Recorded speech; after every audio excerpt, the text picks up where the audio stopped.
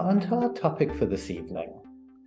And if any of you have been, follow podcasts or any of those kind of things, some very well-known podcasts, thinking people like Peter Attia, Andrew Huberman, and these kind of podcasts, there's a lot of focus on optimizing life, focus on lifespan and everything that we're learning about a human being and how to optimize that lifespan. And not only lifespan, because who wants to live a long time if you can't be healthy, but health span, right? So there's a whole concept of optimizing our health so we can be well and healthy for a long time, live a good life. So today we're going to extend that a little further. We're going to look a little more deeply into that because a lot of the popular discourse kind of more or less stops there and has maybe begun to look a little bit at some of the psychological factors. But so far, from, if I'm honest, I think a very, very simple, simplistic perspective. So we want to bring a little bit of depth to this, and we want to see how inquiry might be connected with this, what inquiry has to say about optimization. And in another episode in future, we'll have a look at what how optimization actually fits into inquiry.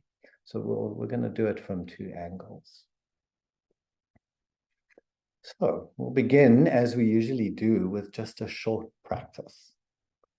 So I'd like you to find your comfortable meditation position and remember your friendly interest. So what is friendly interest for?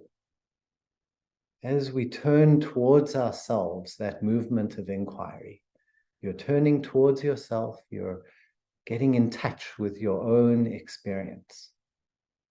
When we talk about the friendly interest as being to find out what's true for you, right? To find out what's true, what's really here, what's really going on for you, right? It's that very personal, friendly, open, inviting movement, right? So you want to feel a little dash of that. See if you can find a little dash of that. And you turn towards yourself and you just begin to notice, so what's here? What's here? Where am I today? As I'm sitting down right now, like, how am I feeling? What kind of feeling is here? If you don't have to dress it up or make it pretty for anyone else or put a sunny face on it or dramatize it, how are you feeling right now?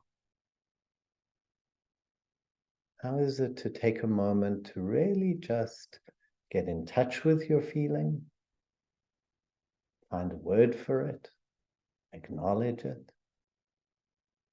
Just see, oh yeah, right now, this is how I'm feeling.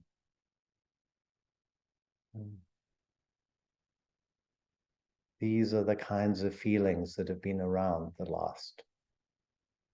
this day so far. You might notice, how's your energy?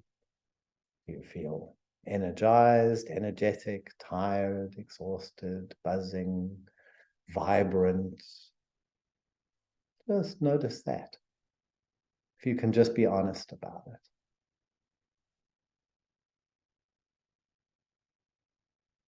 What are the sensations in your body? Firstly, just how in touch with your body are you? And what if you don't have to dress that up either? Right? So if the truth is, gosh, right now I'm just totally out of touch with my body. I've been lost in my thoughts the last hour, or lost running around frantically trying to get something done with the kids. How is it to just recognize that? Take a moment to just see, okay, this is where I am. Or maybe you're deeply in touch with your body, sensing your feet on the ground, your butt in the chair. Maybe you sense something in your belly, some kind of sensation there.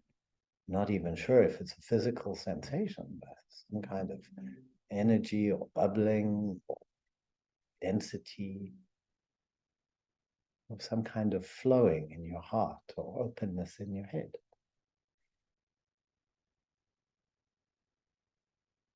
So when you just take a moment to get in touch with your sensate experience, again, just the immediacy of what it is.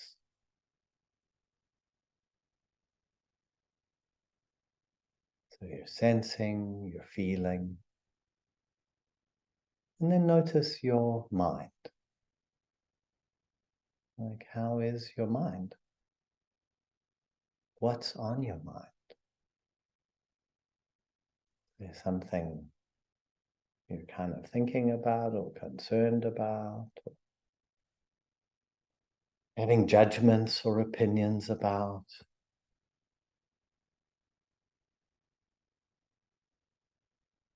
If you're just honest, simple, honest, friendly, maybe you're thinking terrible thoughts about someone. I just hate that person. I can't believe they did this. I wish they were dead.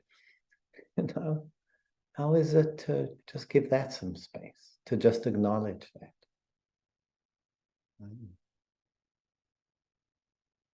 Maybe your mind feels completely empty, just like nothing there.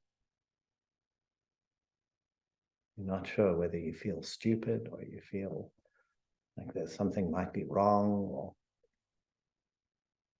maybe you're comfortable with that emptiness, just feel empty and spacious, very light and fresh. So I just mention these possibilities, not that you're supposed to find anything that I'm saying, but, just to kind of prime the pumps a little.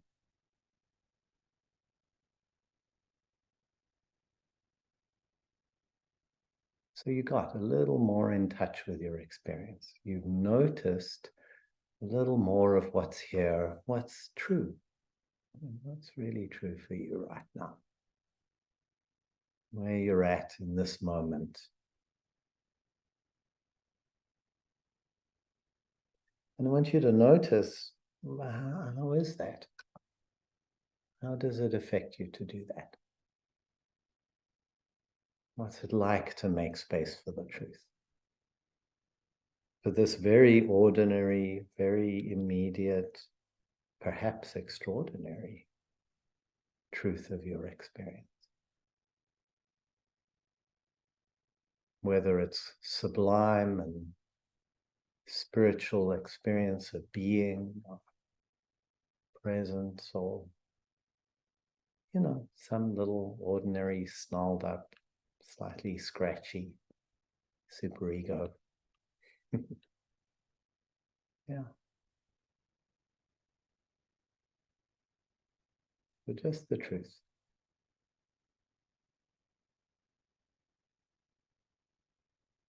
A nice breath. And you see how it is to be in touch with the truth. Like that's kind of, if I say like that's dinkum where you are right now. That makes sense. That's just what's here. And of course, you could get curious about it. There might be something you're curious about, don't yet understand, or you wonder, I wonder what this is. I wonder what's going on with that. What is this feeling or this sensation? How come I'm feeling that? And you might notice as you stay with it, begins to shift or change. Maybe you see a little more about it. You can say more about it. And as you know, if you've done any inquiry, there can flow a whole exploration. You can really dive in and inquire and explore.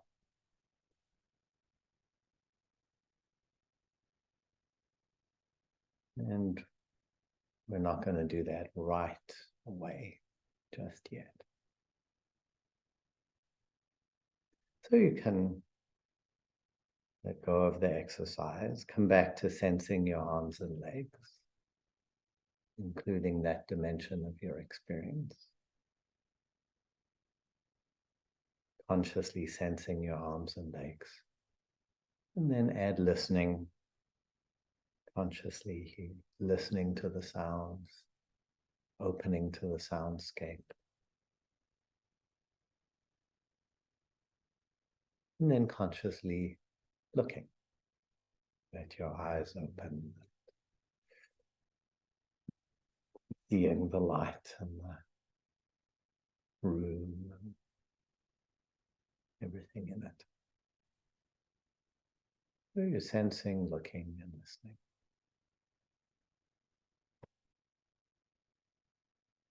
And a little more awake to the truth of this moment, the truth, the personal truth of where you are.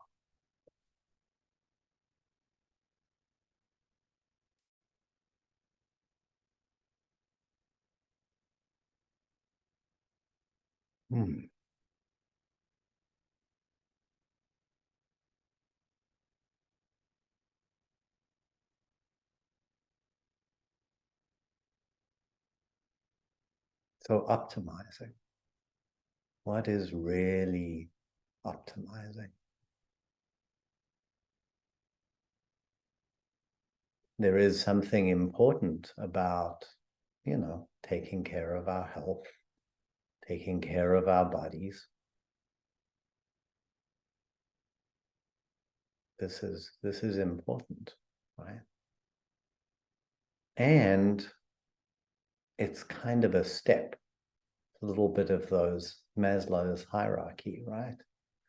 We need to be able to survive, look after our body, look after our health, make the most of it.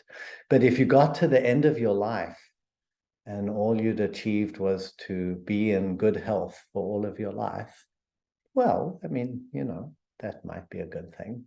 That might be a very good thing. But would that be a fulfilled life? Would that be, a life that you would have wanted to have lived? And that kind of brings us then to the question of the quality of life. So having a healthy body is, of course, one big thing for quality of life. Right? It makes a big difference to have our body be as healthy as it can be. And illness and all of that is inevitable. Aging is inevitable. But, there are ways that we can optimize it. And that's great to the extent that we can. And from there, the discussion can kind of go into sort of psychological optimizing, right? And again, it's kind of useful to look at it firstly in terms of illness. So kind of managing illness, managing the extreme things, that can make us be unstable, unable to live a functional life, to not be psychologically functional. And again, it can be great if we can get to the end of our lives, and we have in some way worked with, whether it's our addictions or our compulsive habits or our traumas. We've done some work on that. We've learned some tools to help us navigate those experiences and to, live a life that can have something fulfilling in it. Right? Something more than just being run by those difficulties. So that's definitely optimizing, right? That's definitely a further step along the way. And this is the place where things like therapies and all of these kind of programs have so much to offer, right? Are really essential. Alleviate a great deal of suffering, give us the kind of tools that we need to navigate, to manage these kinds of conditions. But really, there's more, right? So even just avoiding or managing all of that as best we can, right, still doesn't really get to the heart of what makes a human life really fulfilling. And right there's a word, right? Fulfilling. What makes a life fulfilling? So fulfillment is a deeper thing. So we get to much deeper questions of what it is that will make our lives meaningful.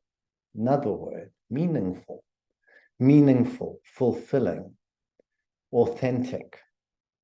These are the kinds of things that can start creeping in, right?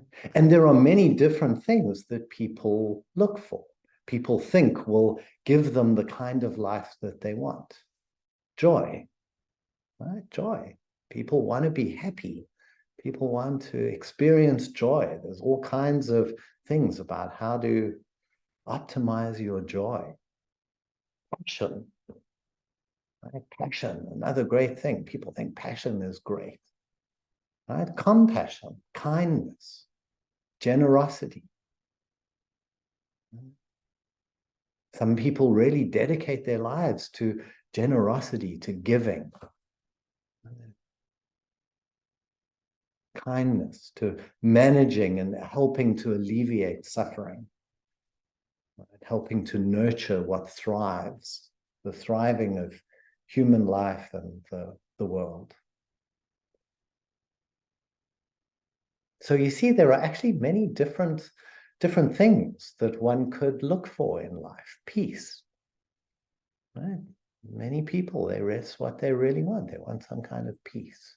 Or they're looking for the depth. They want to find the depth of life. Or they're looking for meaningful connection, right? What will make life living? Some people like, rather I'll be sick, I'll be, in terrible health and all of that, but I want to have those meaningful connections, those deep connections with people. That's really where it's at for me.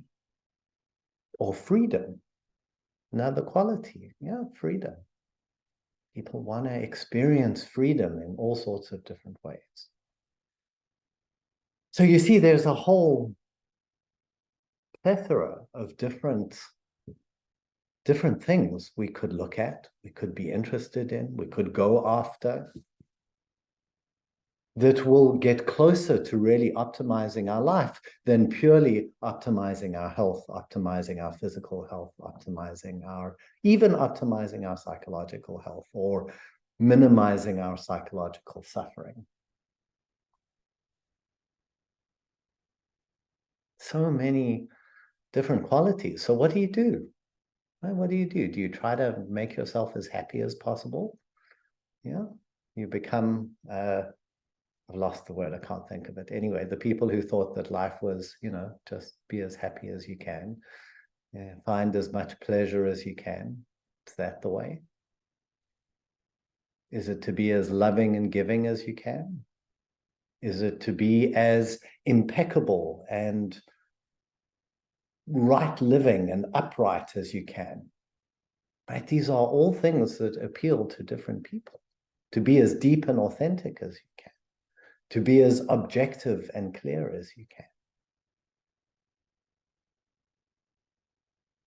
Like, what do you care about? What do you care about? And of course, for many of us, it's not even that we focus on those kind of things so much. Once in a while, we step back from, the cliff face of daily living. But mostly our daily life is happening in the flow of our relationships and our families and our work and our interests and hobbies and politics and health and, all the different aspects of life. Right. And embedded within all of those different things, we're doing our best to live the best life that we can. So what's going to help us? What's going to help us decide? It's going to help us navigate this to find out what to do, what to go after.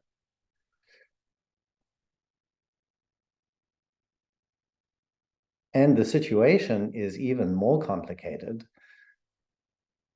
And this is really one of the central sort of understandings of the diamond approach, because our sense of all of those things, like our sense of joy, you think, okay, I want to be happy. I'm going to go after happiness. So we can spend our life chasing happiness until you actually begin to look at your ideas of what it is that you think will make you happy. Right? And for most people, once you begin digging into that, it's very interesting. It's not what you first thought. For a lot of people, like before they do any work on themselves, you ask them what will make them happy. It's mostly what will make their superego happy, their inner critic. They think if the inner critic's happy, they'll be happy. Right? That's at a certain point, that's how it looks. And once you sort of open that up a bit and you get past that, you get to another stage of it and you see what most people think will make them happy at some level is linked with being a little kid, being what made them feel happy as a little kid. So they want to run around and be free and not have any responsibilities. And, you know, you say to people, well, you want to just have fun. What do they want to, they end up wanting to behave like kids, like children. And we know that there is this inner child. There's this young inner part of us that does have all this bubbly, playful joy in it and does want to just run around and eat what it wants to eat and play games and not do any work and not have any responsibilities, all of that. So our idea of all of these things, of joy in this case, is all tangled up. And you can spend your whole life chasing a child's idea of being happy and realize that actually, deep down, it never really made you happy. Didn't do the trick. Same thing with being loving. You think, oh, I just want to be loving. I want to give to the world. And you give and give and give and give, and you're more and more loving, and you give and give. And at some point, some part of you is like, what the hell's going on? You realize you're not happy at all. It's not fulfilling. It's not what you wanted. You're making yourself miserable. You're even making the people that you're giving to miserable. Right? So something's amiss. We could go through any of those different qualities. The same kind of thing can happen. So how do you optimize? How do you, what to do? Where do you turn? What's going to help us find our way here?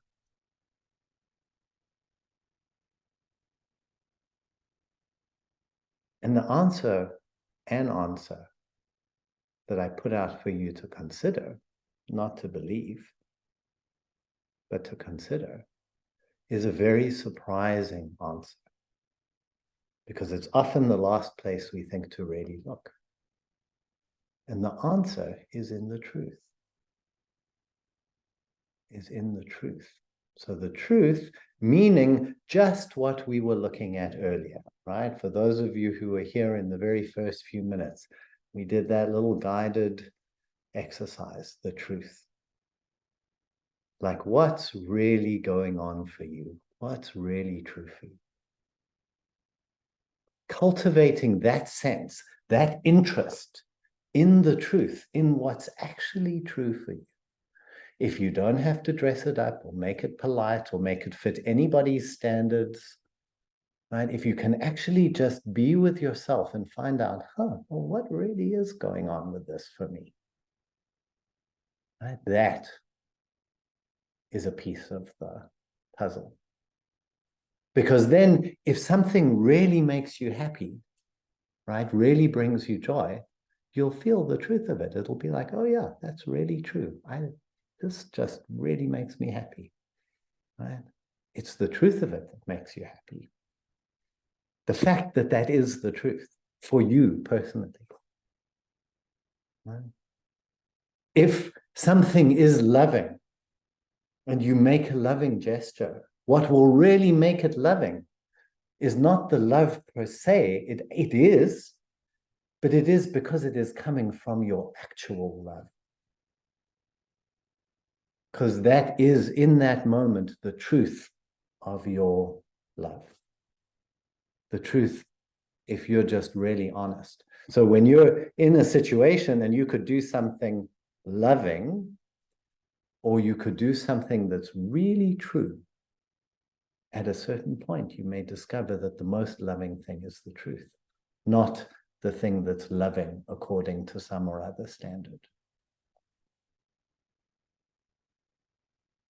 So the truth, it's a radical proposition.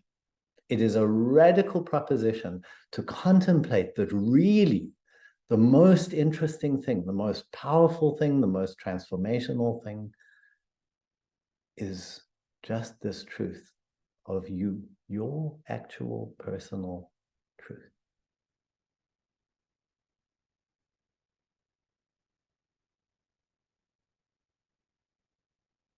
And there's another piece to add to it that's just as important, which is that as we know, or as we come to discover, the truth is not just the first glance. The truth is not just the first thing that we see. Because if that were the case, you know, you would just do whatever you feel like. Well, the truth is, I don't feel like doing this, so I'm not gonna, right? People do that and they say, oh, that's the truth. My truth is, I just want to tell you that I think you're a pain in the ass, and that's just my truth, and I'm telling you that's the truth, right? So people think that's the truth. But if you inquire, if you get in touch with the immediacy of the experience, if you get deeply in contact with yourself and you find out what's actually true, in that kind of a reaction, you'll probably find a little child in it. The truth is, that's probably coming from some little child part of you. Yeah. And you can find that out. The truth is what reveals that to you. As you inquire, as you explore what's going on for you, that exploration of the truth will reveal where something is real, where something is coming from a piece of your history, where something is coming from some young part of you, where something is a reaction, where it's coming from some filling some deficiency or reacting to some inner wound. The truth will bring you to the wound itself. The truth will take you through the wound into whatever the wound was a wound of.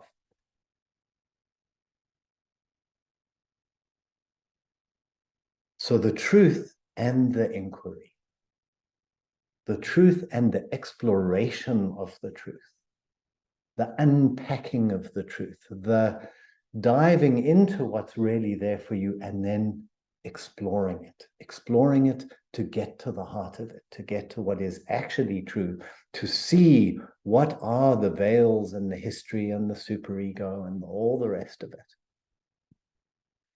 And those of you who have been doing inquiry for some time, you know how that goes. Right? You know that you start off and it just seems like, oh, you're just like, oh, it's just me, just talking about my truth. And the more you get in touch with it and discriminate it and begin to understand what's going on, so you start to see all these patterns and structures. And as you see them, they begin to transform. They begin to be free. They begin to open up. So it's a tricky thing because this truth is not always easy. It's not easy to be with. To really get in touch with ourselves and be honest about where we are, and to be honest about how our history is shaping us, and to be honest about our reactions and wounds and hurts and loves and joys and all of this. It's the most beautiful, personal, intimate, challenging, wondrous journey. It's not a journey that's done in 10 minutes. It's not a journey that's done in 6 months. It's not a journey that's done in 10 sessions. It's a lifetime. I'm afraid the life hack is not a hack. There's no hack here. The hack is the truth. And the truth is something that you can only keep discovering. Keep being interested in. Keep getting more and more intimate with yourself, with what's actually going on here, what actually is true for me. What is this experience?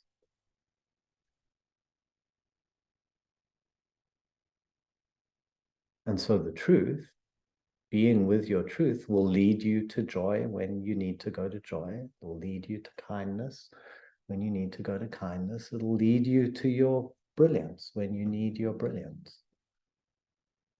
It'll lead you to peace when you need peace, because that'll be what's true for you.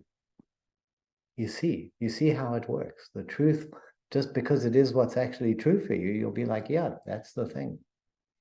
That's what I'm feeling right now. I'm feeling the absence of peace. I'm feeling like, God, I really just need some peace and I just can't find it anywhere. And right now in this moment, it becomes obvious to me that that is the most, that's the thing that's got me, that's compelling me, and that I'm invited to explore, just because in this moment, that happens to be the truth.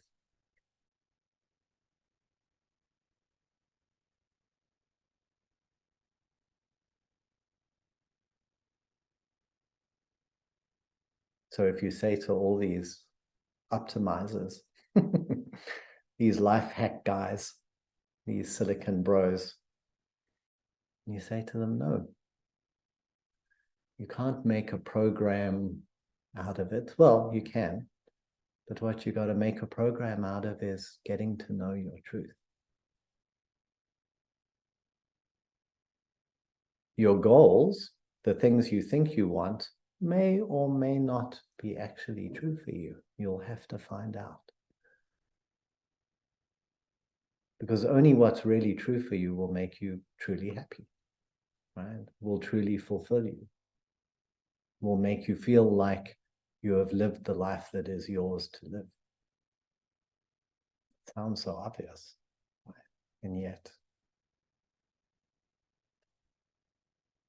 maybe not where we first go. We want to be anywhere but. We want to be better. We want to be more spiritual. We want to be improved. We want to be more successful. We want to be healthier. We want to be more optimized. I'm going to optimize my experience and work on all these things about myself, fix myself, make it better, upgrade it, put in all the biohacks, none of which necessarily leaves space for, well, what about just what's actually true for me?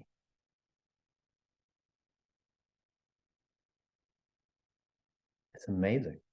I think it's, the more I think about it, the more it kind of blows me away. The significance of this. You know, in one of Hamid's books, I think Diamond Heart Book 1, there's a chapter called The Land of Truth, where he gives this little story, which in a certain way, I only realized just now is, it's basically a Sufi version of what I just said to you.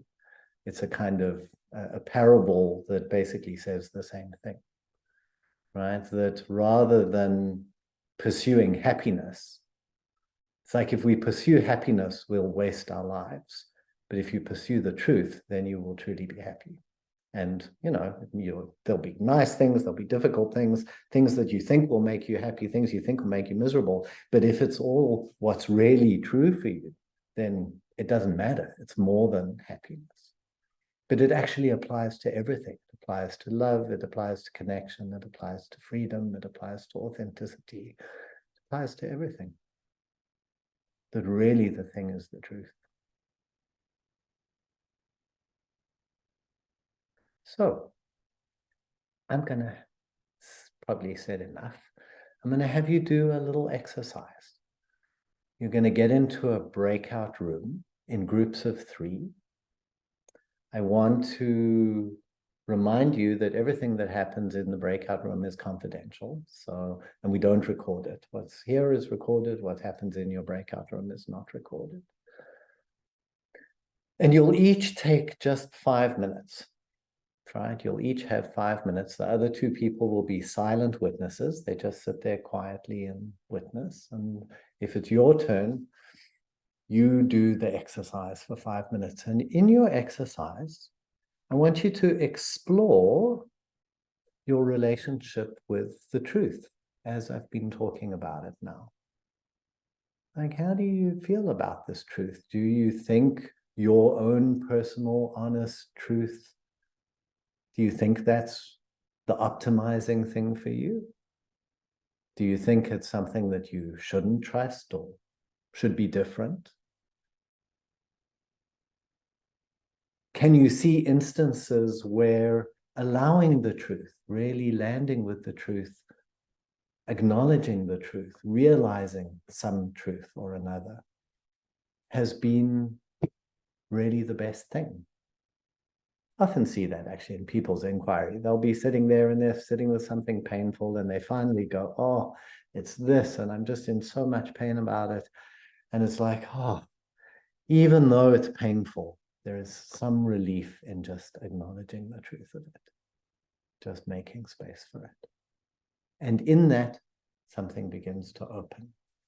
So you want to see, do you know that? Have you seen that for yourself?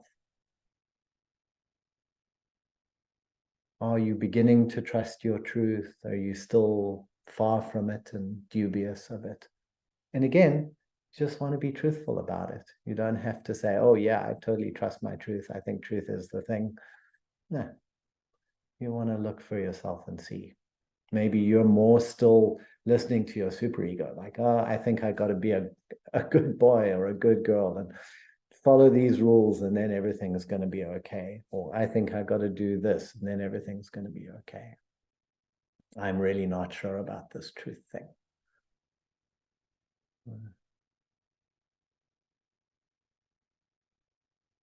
So 5 minutes each to just look into your relationship with the truth.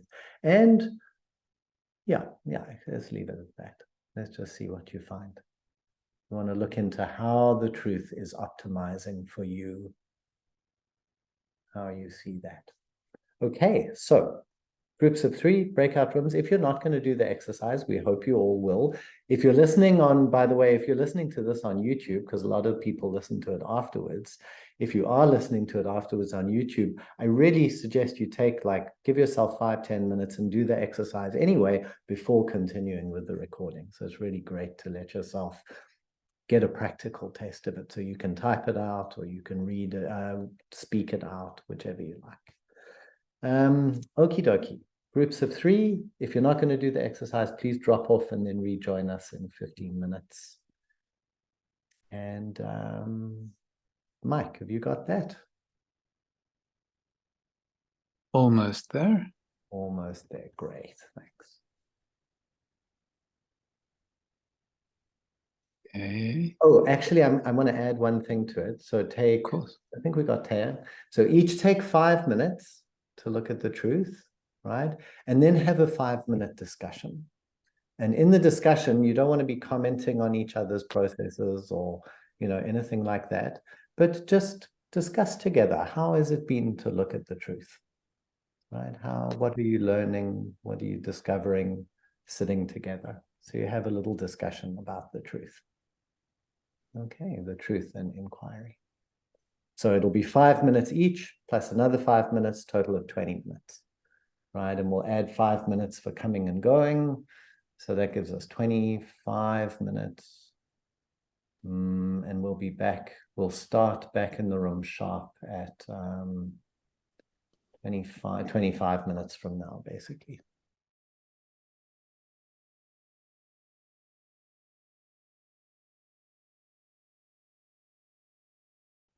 Very good. So I'm curious, how was it for you to look into your relationship with the truth? And we're going to have some time now for questions, comments, sharing. Yeah, what did you find? What did you find out about this? Yeah, Michael, go ahead. We had a beautiful metaphor of velvet. Truth is like velvet. Oh. Thank you. Oh, I see. Did you actually experience it like velvet? Did you get the feeling of it? Because the truth actually has a feeling, a sense. Nominate Trot.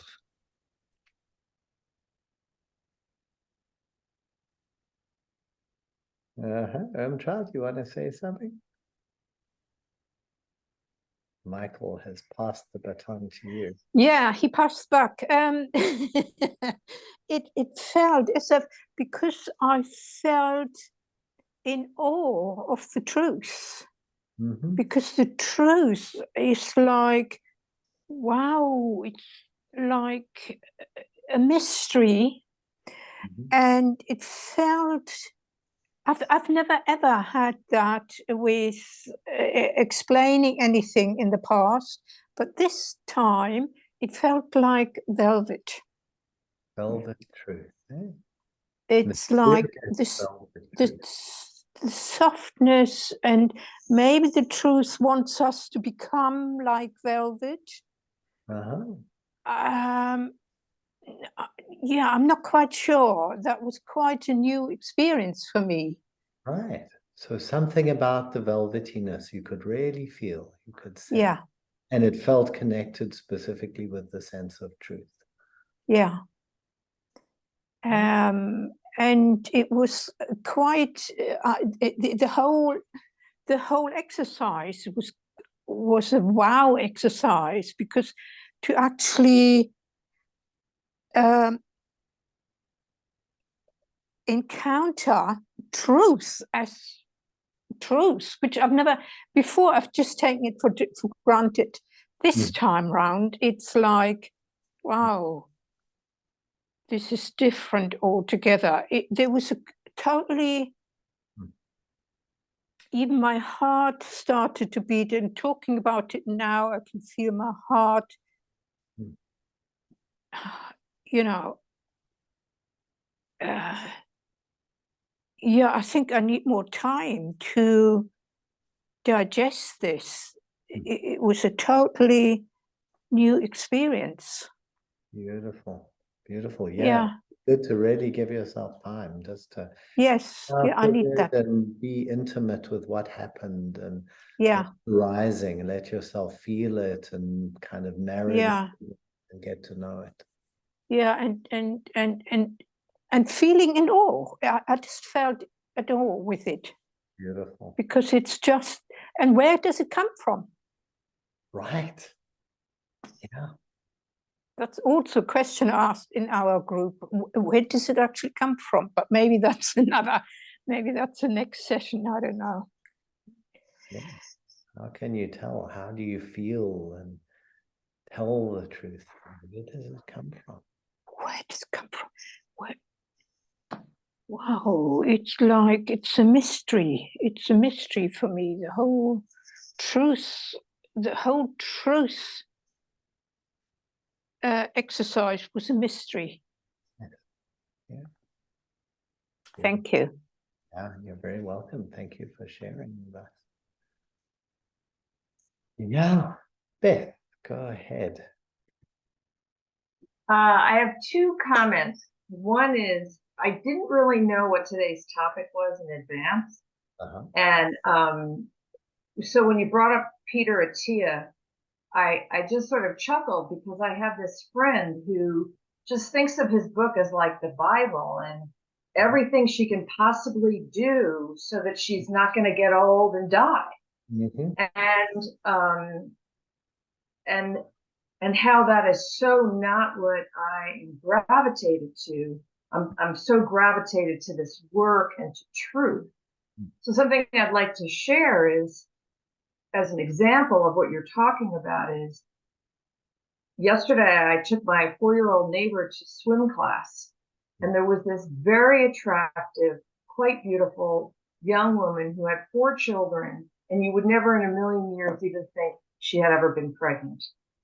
And as I sat there watching my neighbor, I became aware of the truth of that part of my life was over.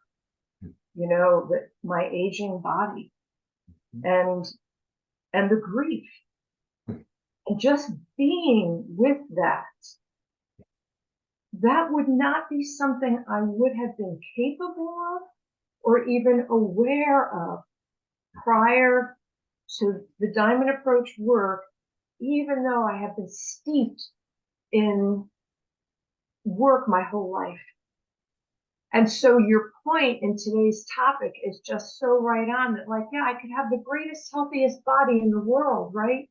But I haven't been embracing my truth, particularly at some point, you know, as I'm laying there on my deathbed.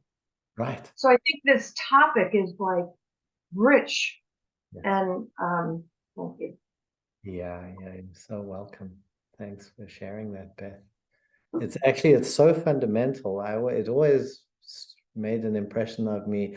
I think in one of his books, I can't remember where it is, but somewhere Hamid describes a human being. He says a human being is the embodied love of the truth.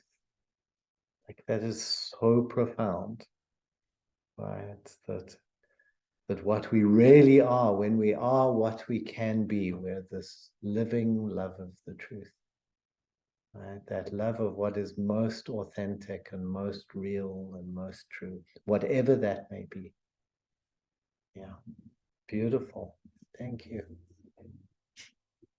Yeah, Sharon, go ahead. Oh, can you hear me? Oh, yes, sorry, something weird's going on with the Zoom. Yeah, so, I feel tearful actually when I think of the truth.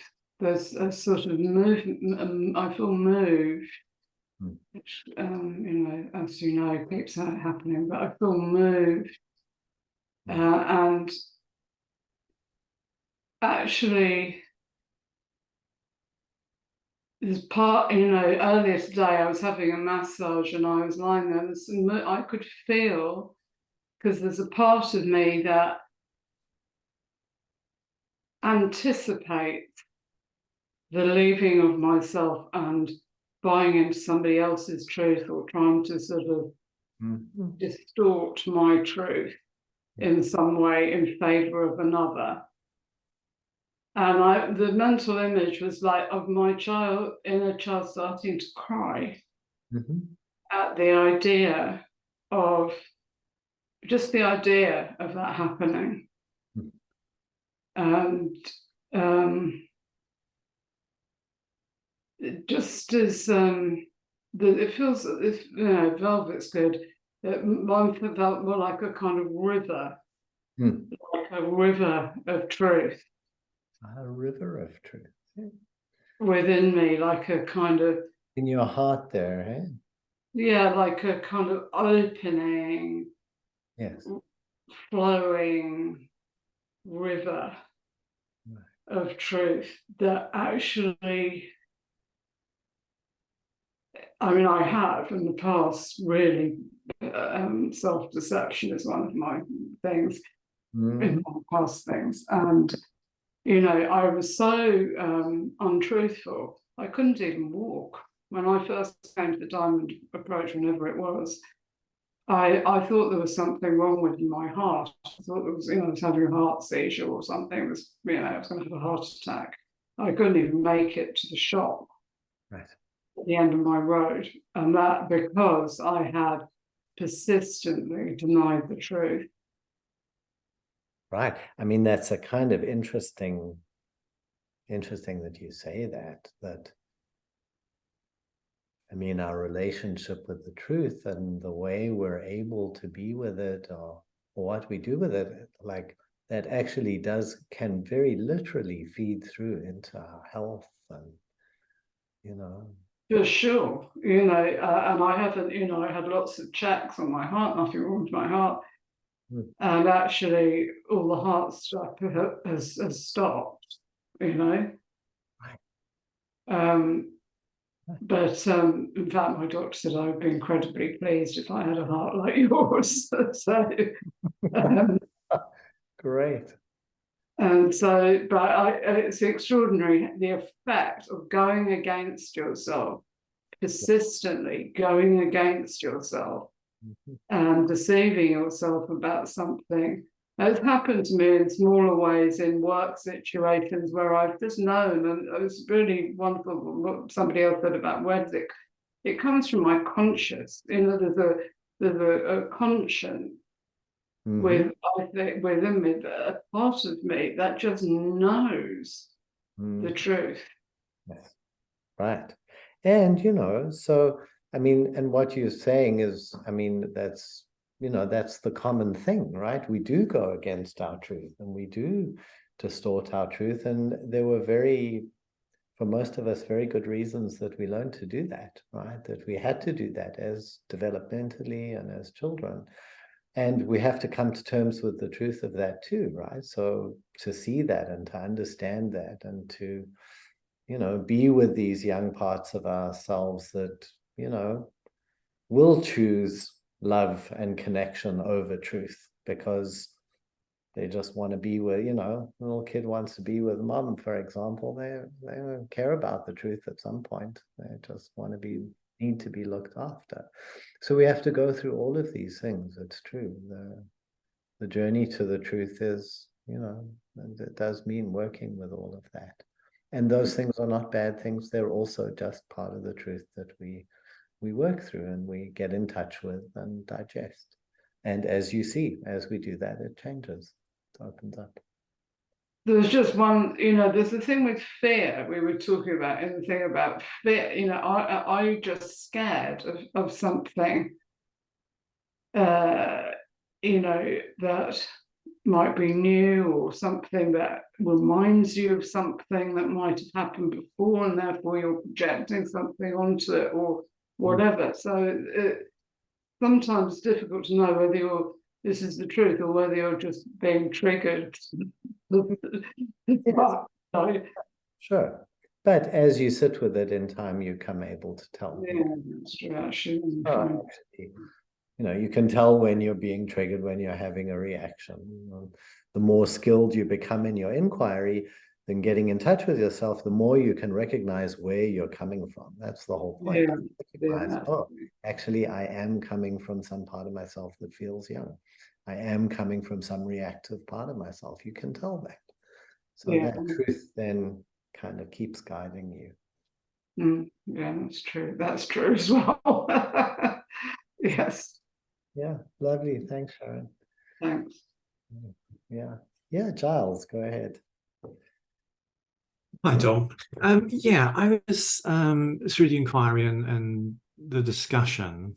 I mean, one thing that came to mind or was useful for me is I really struggle with the word truth in just that it's hard to, I mean, a diamond, you can visualize it, the facets, it's an object, whereas truth for me is just, and I guess that's half the contemplation, but I just can't get a grapple on it. And I remember when they used the word real, being real was a nice sort of, not variant, but a way of connecting with truth in that way. That really helped. Okay. So what's real, and it seemed to be like depth of truth and realness, really. So because it came up around, you know, what happens when you want to compromise on choices, because you know you can't do everything you want. You can't always, but that seemed to be the young one that thought truth just means doing what you want to do. And but it seemed like the real depth of orientation and this, I suppose, the smoothness, but the alignment was the word that came up for me. There's a depth of alignment that felt real, even if more towards the surface, some of it was just slightly out to go along with various social situations, you know, whatever. Yes. Okay. So in what you're talking about, so you're talking there particularly about, sounds like the truth in functioning, right? And along, and so that's one aspect of the truth, right? And there it sounds like you're recognizing that there has something to do with a feeling of alignment that allows you to recognize, am I aligned or am I not? Right. But so that's great. You can be really interested in that. Like, how can you tell? What is that feeling of alignment? How does it show up phenomenologically and in your body and in your felt sense? Like, what is that? And in fact, all of these things that we're talking about, that I'm talking about here, I didn't say this much, and I was just kind of leaning on people having an intuitive feeling for, because people have a sense of, you know, if you're being honest, if you just tell the truth, if you're just honest about what's happening, you have a feeling of what that is. But that in itself is a very interesting inquiry. Like, how can you tell? What is the feeling of honesty, of truthfulness itself? And if you follow that, if you inquire into that, it will get you to a particular essential quality. It has a very particular feeling.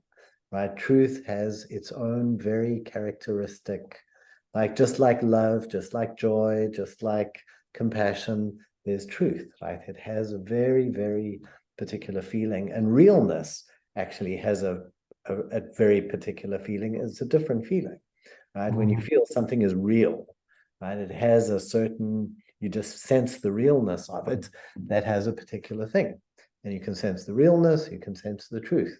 So if you want to inquire more into that sense of truth, like feel into what it is to be honest and how you can tell what it feels like. I'll give you a clue. It is very much a heart quality, right? There's a feeling of truth, truthfulness, truth, kind of honesty, that kind of something in there that, if you just sit down and cut the crap and are just really honest, what does that feel like? Right? So you can discern into that and see if you can identify what is the pure essence of truth. Right? Yeah. So that ultimately becomes, how can you tell? How can you tell? Because it's true. Because the truth is there. Right? Either the realness is there, or the truth is there, or both are there. And that's how you can tell. Just like you can tell love is love when you're being loving, or when you're joyful, you can tell. How do you tell? Well, because there's just the presence of joy. So similarly, when there's truth, there's the presence of truth.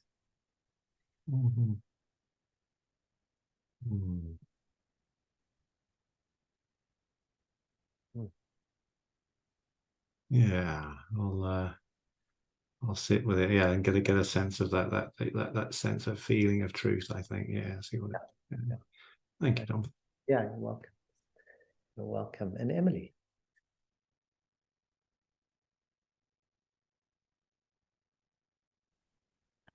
Yeah, I'm just really noticing as I sit here, like a sense of feeling quite lit up with this exploration of truth, and a sense of my love for it somehow, my passion for it. It's like I really feel like I've come alive. Oh, beautiful. And I felt it even, from the beginning when we began just the sort of arriving and landing in ourselves at the beginning of the session and actually a lot of sadness came up. And I think part of the sadness was the relief of just that, like turning toward myself, that being the first step, right, of the truth of meeting myself, is just that here I am and there's sadness here. Yes. And so and listening to you as you were speaking about truth, like I was really aware of this sadness in me and sort of aware of some of the content of that, but also aware of this lit upness at the same time, of even hearing about, truth. Yeah. Something in me brightens. Yeah. Beautiful. And they're probably connected because, as you say, as we're reminded, or we begin to recognize the feeling of the truth, and then you recognize how much you love it, then it will also naturally bring sadness for where it isn't. Right? Yeah, because part of the sadness was for having not been meeting myself earlier in the day. That was part of the sadness, was, oh, this is so simple and it's so beautiful, and I haven't been doing it for the last few hours, Right, exactly. Yeah. So that truth then is important to allow. That's how we let the truth impact us. So you're impacted by that truth. You feel the sadness of it, and that brings your heart's longing and and all the rest of it, and that enlivens the whole unfolding. So beautiful. So you see, and if you have some kind of agenda like, oh, I just want to be happy, or I just want to be truthful, or it kind of is going to miss that. Whereas the truth is, no, you're going to wake up to something and then you're going to be very sad for a while, because that's inevitably part of the kind of process of it. So the truth, the beautiful thing about the truth is the truth lets us go everywhere, right? Everywhere that we actually turn out to be true for us. Yeah, beautiful. Thank you for sharing that. Yeah. Thank you. It'd be lovely to feel your lit up heart. Good, everyone. So that's kind of bringing us to the end of our evening. It was really lovely to be here with you and exploring this topic, and I appreciate everything that's been shared and said. Yeah, so we'll do it again in a month. Next one is 8th of November. feel free to come along. We will see what that'll be about. We'll let you know at some point. Michael has popped the past recordings in the chat, so you can either subscribe on YouTube or you can see them on the Dive In website. And yeah, there's the details. Also, yeah, that's great. So we're running also every Tuesday evening now. There's an open, an inquiry session called Dive In Live, which is kind of a much extended version of this. So in that we do a short meditation. Everybody does a 15-minute monologue, full 15-minute monologue, plus 5 minutes ongoing inquiry in groups of 3, right? And then we all come back together, and then we have just under an hour together where I work further with people and explore questions, or if there's anything to look further into. So the idea is to make that a kind of, the offering is an ongoing support for really engaging the practice of inquiry. So if that's something that draws you, you're interested in it, again, you'll see details on the website. Dive In Live is the thing to look for. So thank you for joining me. Wish you a wonderful evening, rest of your day, and until next time. Thanks, Dominic. Bye, Dominic. Bye-bye. Bye-bye. Bye. Thank you very much. Dominic and everybody. Yeah. Bye. Thank you. Bye. Wonderful.